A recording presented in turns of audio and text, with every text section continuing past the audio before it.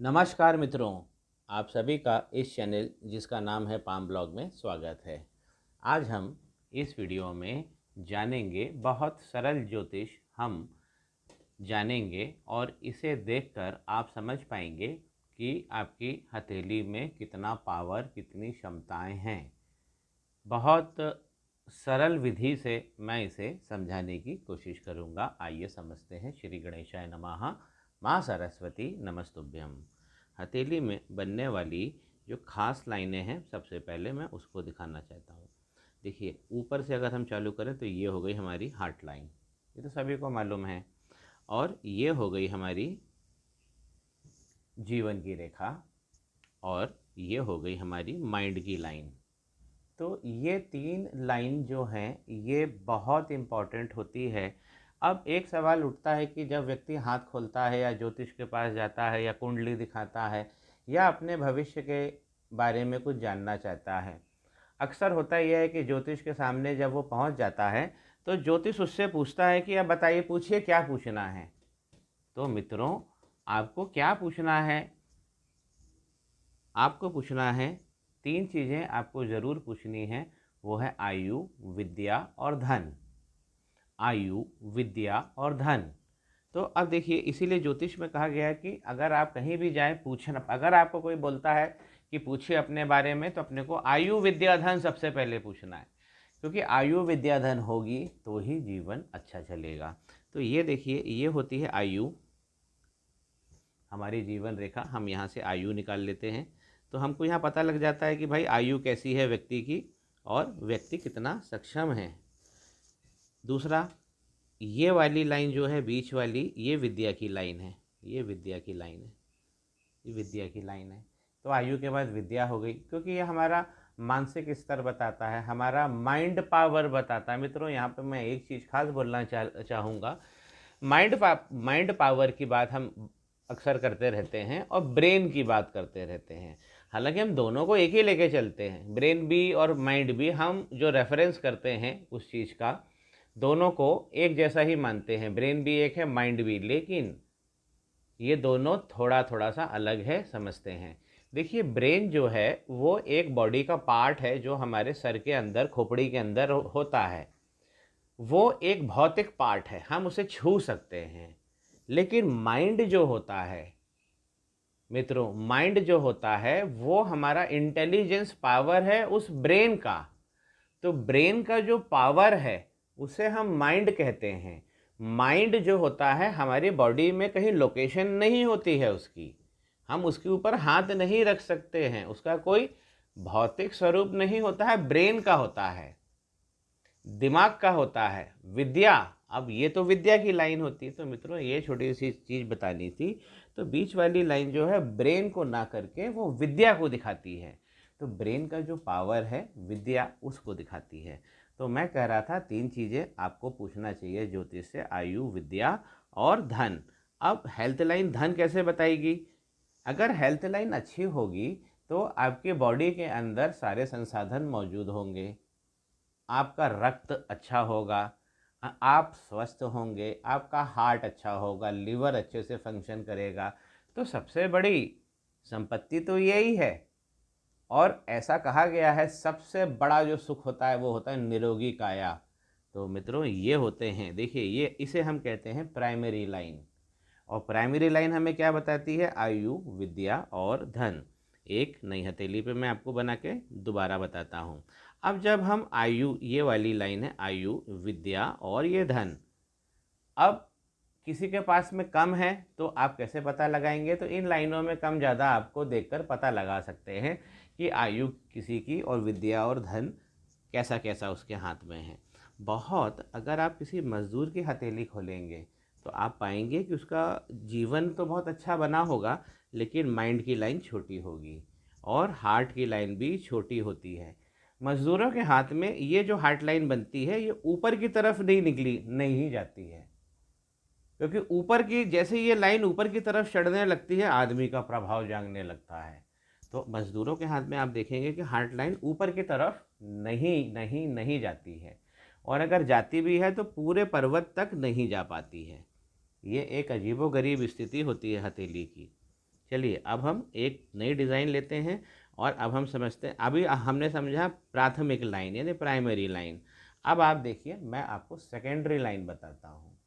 अब secondary line वो line होती है कि हमारा जीवन अब औसत से अच्छाई की ओर जा रहा है, या हम मान लीजिए कि हम एक औसत जीवन से अब हम मिडिल क्लास की तरफ बढ़ रहे हैं, ऐसा समझिए। तो मिडिल क्लास में आप देखिए आपको सेकेंडरी लाइन बनी बनी हुई हथेली में दिखेंगी। सेकेंडरी लाइन क्या होती है उसको समझिए। जो द्वितीय स्तर की लाइन है वो होती है ये लक लाइन। अब लक लाइन बनने से क्या होता है? लक लाइन बनने से ये होता है कि जीवन में आपके पास धन आता रहेगा, कम मेहनत भी करेंगे तो भी आपको एक अच्छा धन आएगा, क्योंकि उसी को तो लक कहते हैं। जहाँ पे प्रयास कम और प्राप्ति ज़्यादा हो जाए या बिना प्रयास के प्राप्ति हो जाए उसे कहते हैं लक। तो मित्रों ये द्वितीय लाइन होती है। तो द्वितीय श्रेणी में कौन कौन सी लाइनें आएंगी? इसमें आएंगी लक लाइन। और ये सूर्य लाइन भी, जैसे लंबी सूर्य लाइन होती है वो सूर्य लाइन इस लक को भी टच कर सकती है और नीचे भी आ सकती है, बड़ी छोटी कैसी भी हो सकती है। तो सूर्य की लाइन अगर इस प्रकार बनी है तो ये भी द्वितीय लाइन में आता है। और इसके बाद आती है हमारी बिजनेस की रेखा। देखिए इस तरीके से बनती है। अब ये बड़ी छोटी हो सकती है, आज हम वो बात नहीं करेंगे। आज हम बात कर रहे हैं द्वितीय स्तर की लाइनें क्या होती हैं। अगर व्यक्ति के हाथ में इस तरीके की लाइनें, द्वितीय स्तर की भी लाइनें बनी हैं, तो व्यक्ति बहुत तेज़ी से तरक्की करता है और व्यक्ति के जीवन में सफलता सुनिश्चित होती है। व्यक्ति गरीब परिवार में भी अगर पैदा हुआ है तो अच्छा खासा धन कमाता है। और यहाँ पे अगर जो हम एंजल लाइन कहते हैं, जिसे हम संजीवनी लाइन या मंगल लाइन भी कहते हैं, ये भी द्वितीय स्तर की लाइनों में आती है, जिसे हम सेकेंडरी लाइन कहते हैं। तो मित्रों ये जानकारी आपको बहुत अच्छी लग रही है, इसको आप अपने ज्ञान में समेटते चले। द्वितीय स्तर की लाइनें ये होती हैं।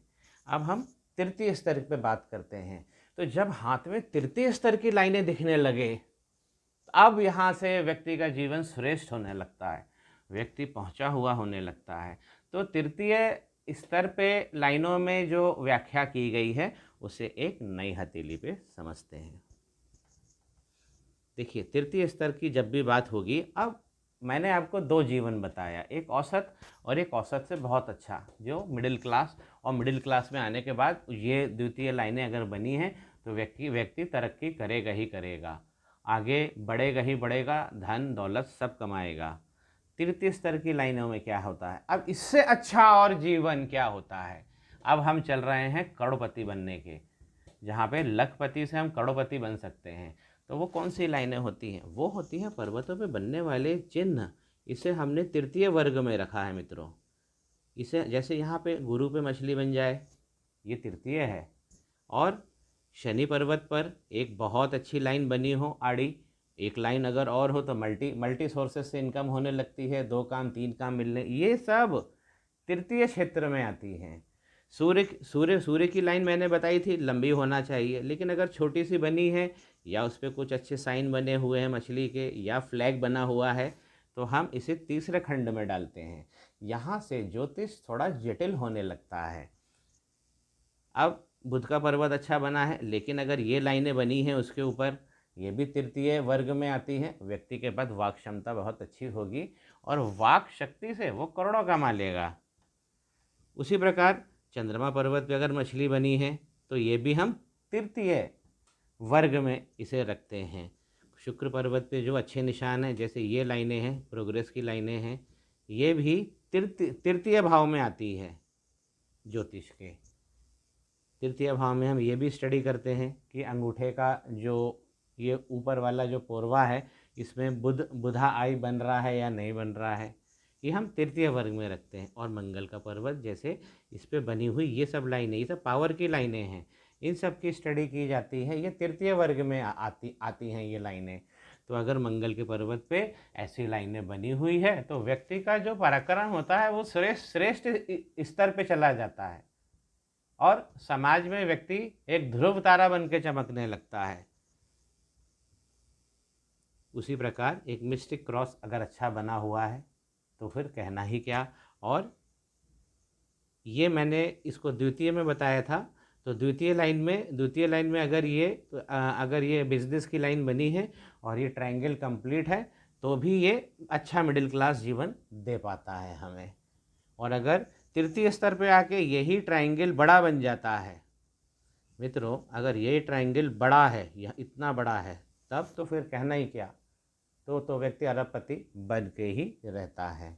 तो मित्रों, आज इस वीडियो में आपने जाना कि प्राइमरी लाइंस क्या होती है, सेकेंडरी क्या होती है और टर्शरी प्राथमिक द्वितीय स्तर की लाइनें और तृतीय वर्ग की लाइनें किस प्रकार हथेली में तृतीय वर्ग में ये भी आते हैं।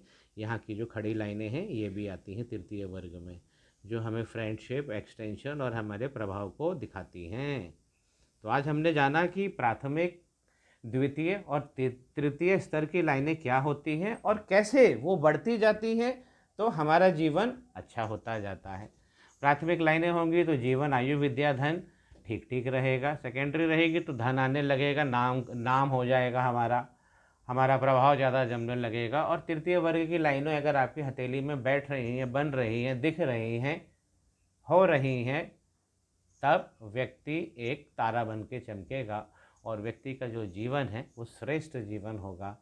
अपने जीवन काल में वो धर्म, अर्थ, काम, मोक्ष का भोग करेगा और ईश्वर में लीन हो जाएगा मुक्ति मार्ग पे।